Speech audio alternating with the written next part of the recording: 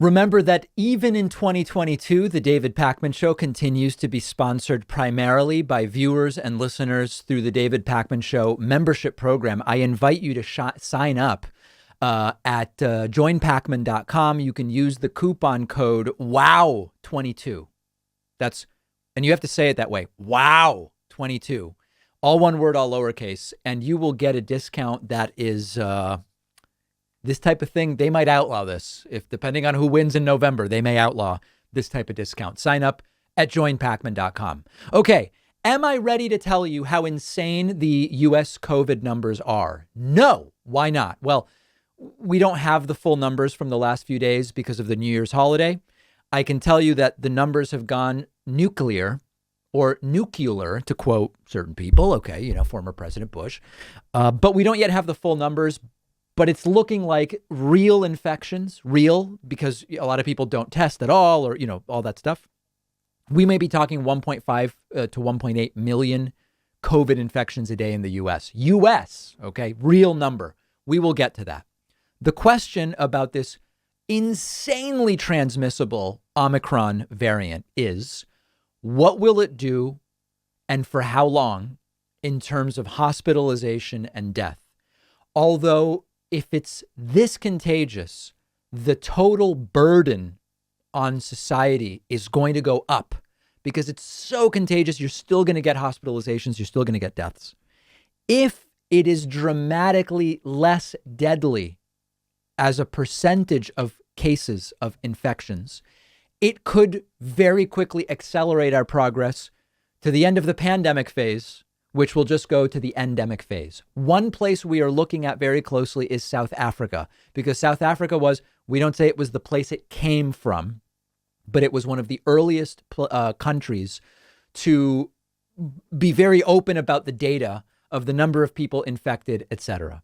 We now have news from South Africa. South Africa says it has passed its fourth wave of cases, meaning they believe that Omicron is essentially done or ending in South Africa, and it counts very few added deaths. Now, if you're saying, but David, a lot of things are different here, we're going to get to that.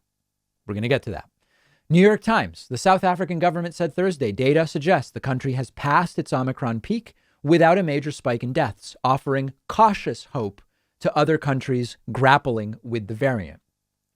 Some scientists were quick to forecast the pattern elsewhere. So let's look at the numbers that we had. Now, as you can see, if you're watching, you can see this massive case spike. I mean, going from about 300 cases a day to 23,000 cases a day. Okay, that's almost a 200x increase, a 150 or something like that increase in cases. But their cases are now down something like, 16 over 24, down about 66%. But deaths had a very modest spike. We don't not care about these deaths. They're still tragic. But when you see that cases went up, 150 to 200 times, and deaths went up from about 30 a day to like 60 a day, you say that's pretty notable.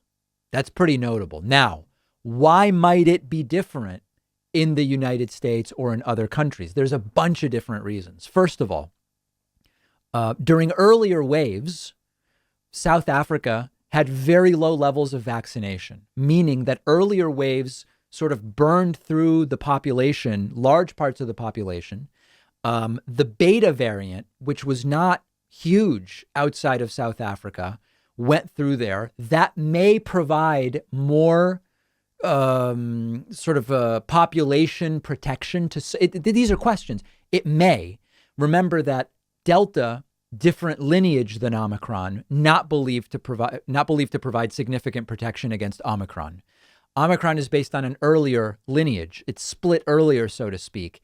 It's theorized that the beta variant, having burned through South Africa, might make Omicron particularly less severe in South Africa, and we might not have that. We don't have that, and it may be notable in the United States. That's number one, so we have to wait and see. Number two, the South African population is much younger than the United States.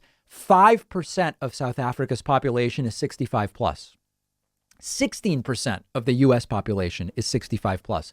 That's very different. So if we have to guess right now, there's these two competing stories. It'll be insanely bad in the United States, or it'll be just like South Africa.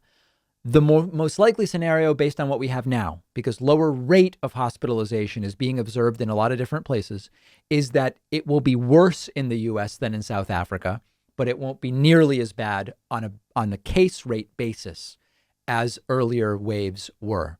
The other thing that's sort of important to remember is in the UK, even the rising hospitalization numbers, a ton of the people hospitalized with COVID are not hospitalized because of COVID. When you test everyone who is in the hospital and you have something so contagious that could be 40% asymptomatic, you're going to find tons of people who have it and are in the hospital for something else. They still count. So my view here is still cautious optimism, and we're going to continue looking at the numbers.